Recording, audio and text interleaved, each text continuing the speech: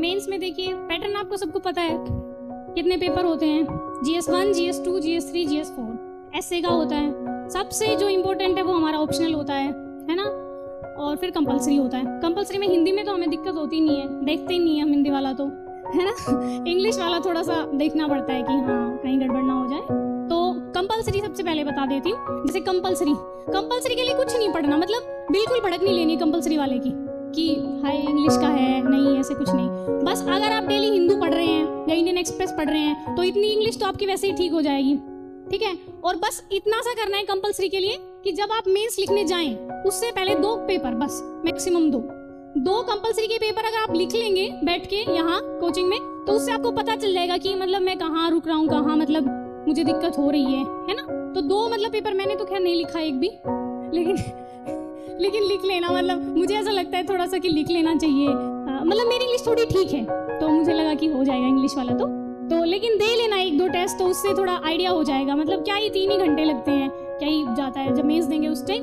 तो एक कंपलसरी के लिए जो मैं बताऊंगी ऐसे आता है, इसमें पहला क्वेश्चन ऐसे आता है, शायद 100 नंबर का आता है, इंग्लिश में लिखना होता है। वो टॉपिक एकदम मतलब सिंपल होते हैं, एजुकेशन होगा, वुमेन होगा, हेल्थ होगा, या कुछ ऐसा मीडिया, सोशल मीडिया, कुछ ऐसा होगा। लेकिन बस एक काम करना है, पूरे पेज भर देना है। 6 पेज आते हैं इसमें, पूरे पेज भर के आने हैं 6। उसको ये नहीं लगना चाहिए कि इसको आता नहीं था इसलिए पेज खाली रह गया। 6 पेज पूरे भरने हैं और 1-2 पोएम याद कर लेनी इंग्लिश की, ठीक है।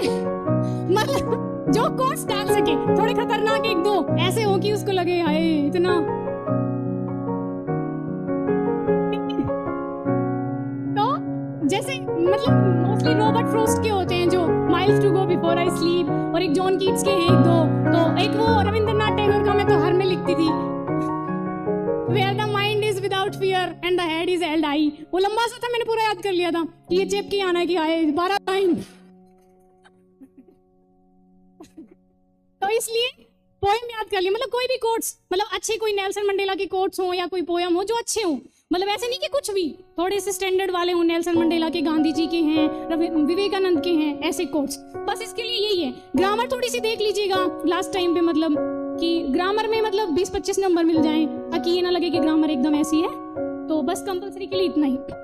आप 1-2 टेस्ट देंगे ना तो उससे पता चल जाएगा कि मतलब कैसा जा रहा है। कंपलसरी के लिए इतना ही। उसके बाद GS1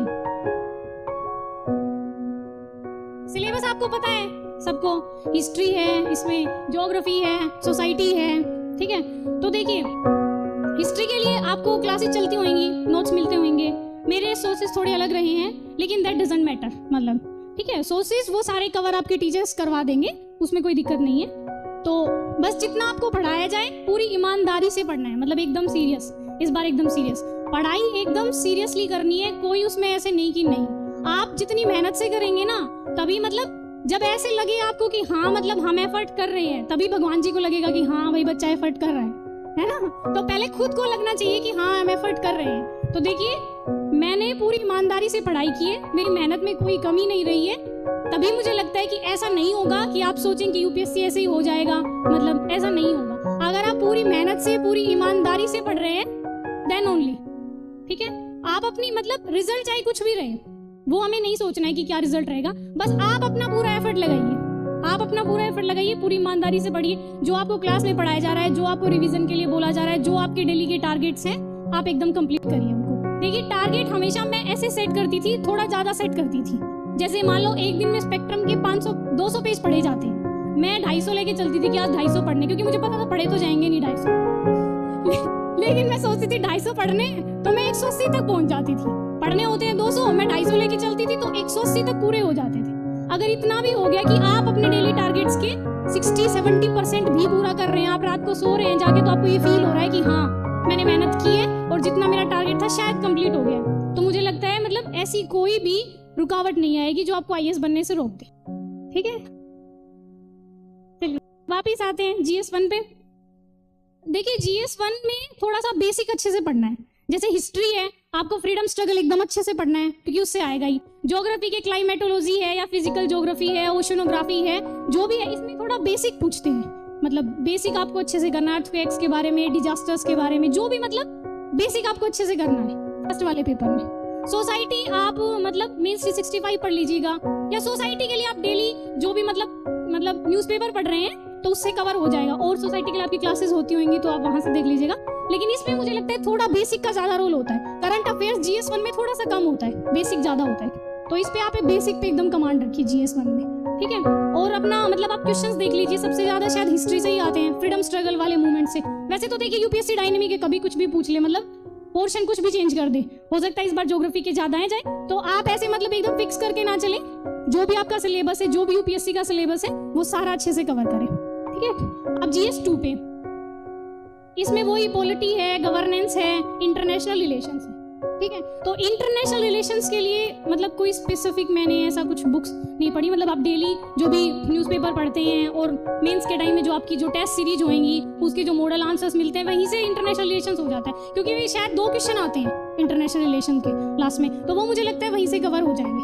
मतलब देखिए स्मार्ट वर्क करना है, 1 साल में करना है तो स्मार्ट वर्क करना है। अब इतना वास्ट सिलेबस है, अगर हम सारी चीजें सोचे कि सारे रिसोर्सेज कंप्लीट करें तो शायद रिवीजन के लिए उतना टाइम नहीं मिल पाएगा, तो इसलिए अपने रिसोर्सेज लिमिटेड रखने हैं और उनको ज्यादा से ज्यादा बार रिवाइज करना है, ठीक है। तो GS2 के लिए पॉलिटी ये एकदम अच्छे से, मतलब जो भी लक्ष्मीकांत है या जो भी आपकी कोचिंग की जो भी बुक है जो आपको मिली हुई है उसको इतनी बार पढ़ना है कि मतलब टिप्स पे हो जाए। मैंने लक्ष्मीकांत कम से कम 10-12 बार पढ़ी होगी, 10-12 बार, मतलब ऐसे कि मुझे एकदम ये हो गया था कि हाँ कौन से पेज पे क्या लिखा हुआ है, ऐसे।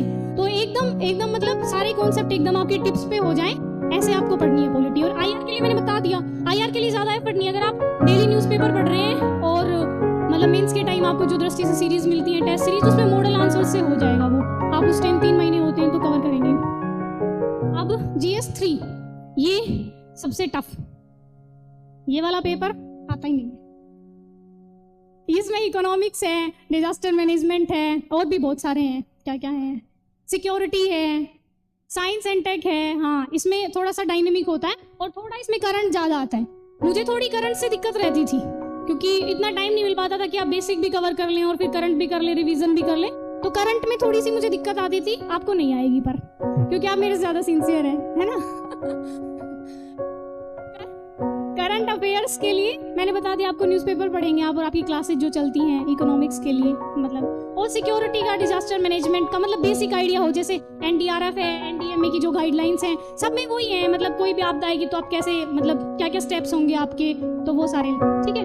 अब GS4 ये वाला पेपर सबसे अच्छा है हमारे लिए, GS4 मतलब इसमें हम सबसे ज्यादा स्कोर कर सकते हैं, लेकिन इसको मतलब ऐसे लाइटली नहीं लेना है। लास्ट टाइम मैंने ऐसे ले लिया था तो शायद मार्क्स उतने अच्छे नहीं आ पाए, तो इसको इसमें सबसे ज्यादा मार्क्स आ सकते हैं GS4 में, इसलिए इसको एकदम अच्छे, और इसमें पढ़ना भी ज्यादा नहीं है, मतलब जो भी आपकी बुक्स हैं, जो बेसिक आपका मतलब सिलेबस है उसके हिसाब से जो आपको कोचिंग से मिली है, जो भी आप पढ़ेंगे वो एक बार पढ़ लेनी है। उसके बाद तो ये मतलब प्रैक्टिकल है, आपको केस स्टडी मिलेगी, आपको सोल्व करनी है, और केस स्टडी के लिए मैं कहूंगी आपकी टेस्ट सीरीज लगाइए, मतलब जितनी ज्यादा से ज्यादा आप केस स्टडीज देखेंगे उतने मतलब आपको ये रहेगा कि हाँ मतलब ये मैंने सोल्व कर ली, ये वाली प्रॉब्लम, ये वाली प्रॉब्लम।